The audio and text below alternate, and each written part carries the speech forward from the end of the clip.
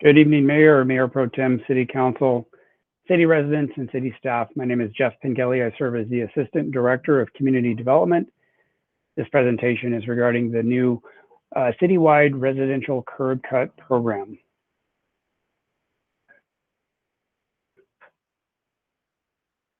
For some background, the city has an approved policy dating back to 1992 that substantially restricts new curb cuts.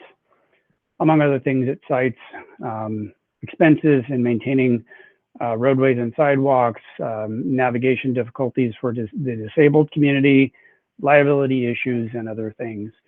A clarifying policy came out in 2006 that generally supported that and clarified it a bit further, but essentially it was restrictive against new curb cuts. In 2007, the city initiated a pilot program in the Bartolo and Hill Street neighborhood, which allowed, under specific circumstances, for new curb cuts in that neighborhood. The request for considering a new curb cut program is in response to City Council requests, most recently made at the February 15th City Council meeting. This has been a collaborative effort between Public Works, Community Development, and City Attorney's Office, in addition to City Manager support, in developing this new citywide proposed curb cut program. Currently, our policy only allows one curb cut per property, and where alley access is provided, that alley access is the one allowed curb cut. Therefore, new curb cuts on the front street of the front side of the house on the main street would not be allowed. The three current exceptions for that policy is as follows. First, if 70% of the existing properties on the same block have a curb cut, a legally constructed curb cut, then that specific property would be allowed to also have a curb cut in the front. This is a fairly rare exception, and very few have been issued under that exception. The second one is a reasonable accommodation, either for medical needs or disabled access needs, and there's a process managed by the Planning Division where a curb cut could be granted in those cases.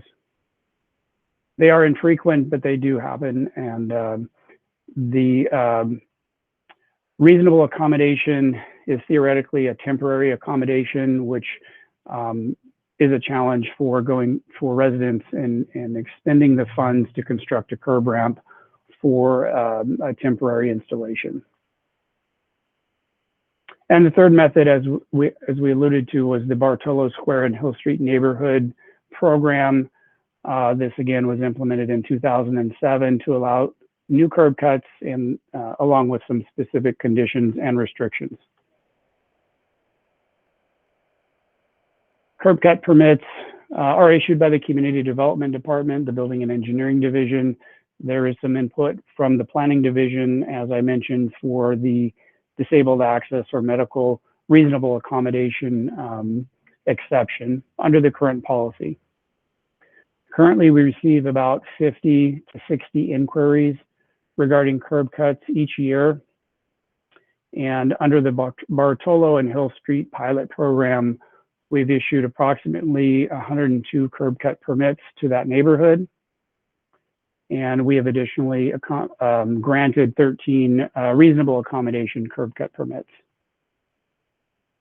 In calendar year 2021, we issued approximately 20 curb cut permits. One of those 20 was a planning entitlement development design review permit.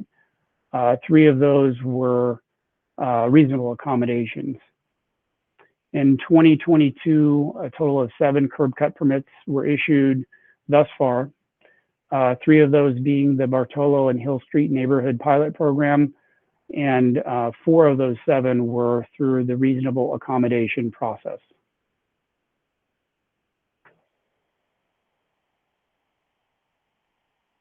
In 1988 and 92, the city adopted landscape standards and design guidelines entitled attention to detail. Among other things, they discuss parking areas and describe them that they should be screened from public ways and divided with landscaping, walls, fences, landscape berms, and other elements.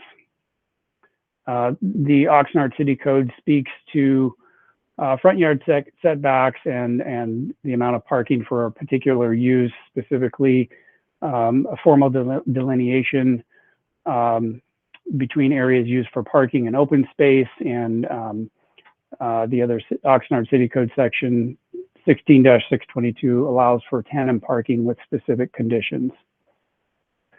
This is mentioned just to give a framework that there are aesthetic considerations and other city code sections that touch on this subject in general.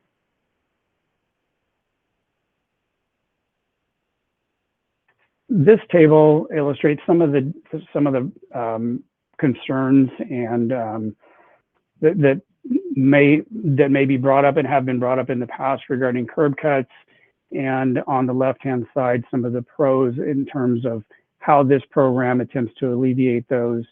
Some of the cons or the concerns about curb cuts are that they can increase stormwater runoff due to the increased impermeable surface area of the parking areas and driveways, that they really don't address the parking issues because the issue of overcrowding and those associated vehicles is not addressed by curb cuts. They actually can reduce on-street parking availability by at least one on-street parking spot, if not more. Another concern is that curb cuts can make sidewalks more challenging to navigate safely for the disabled community.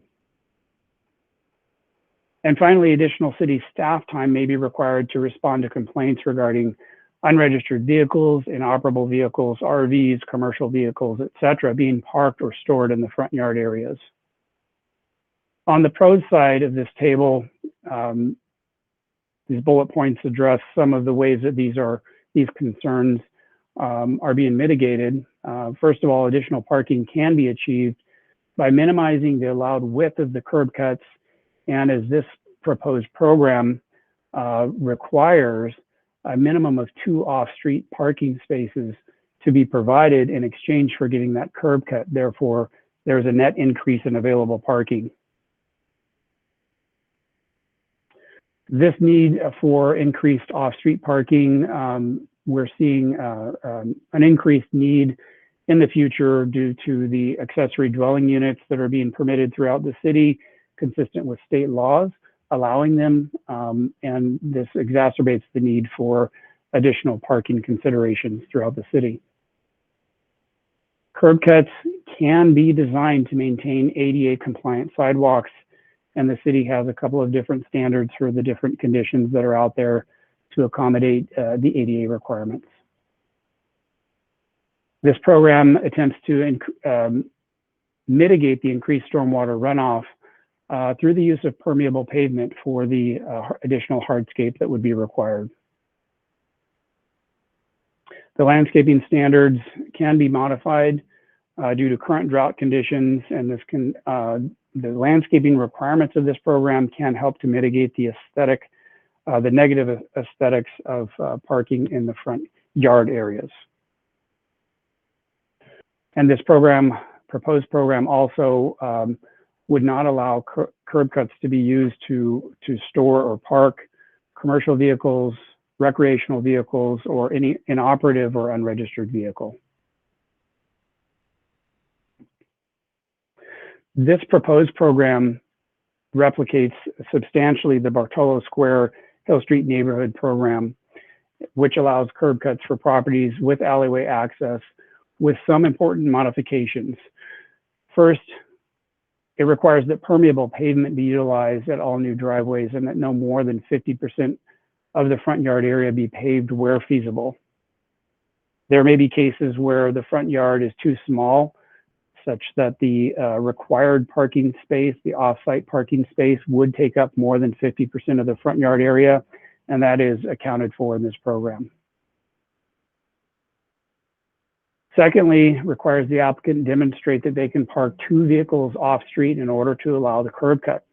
The curb cut itself, as we mentioned, causes the loss of at least one on-street parking space, thus the requirement for 2 off-street parking spaces in exchange for the curb cut, yielding a net increase of 1 parking space.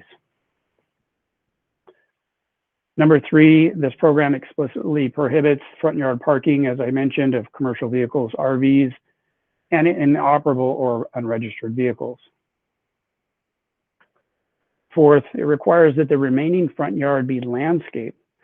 But of course, it does allow for modifications due to current drought conditions or future increased drought requirements.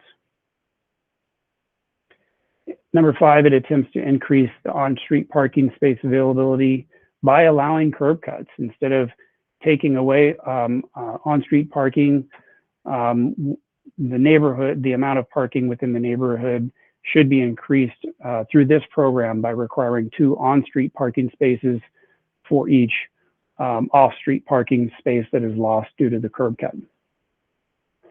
And most importantly, or importantly, I should say, not most importantly, number 6, this program is citywide.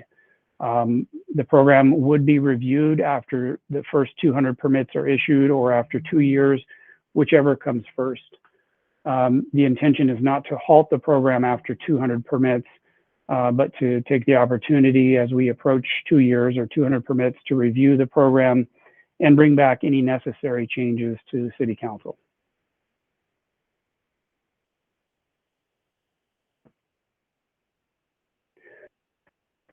The recommendation is that the City Council adopt the proposed citywide residential curb cut program, and that City Council directs staff to review the program after the first 200 permits are issued or after 2 years, whichever comes first, and bring any potential changes that will help facilitate the program back to City Council moving forward.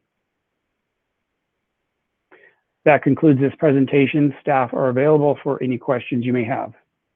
Thank you.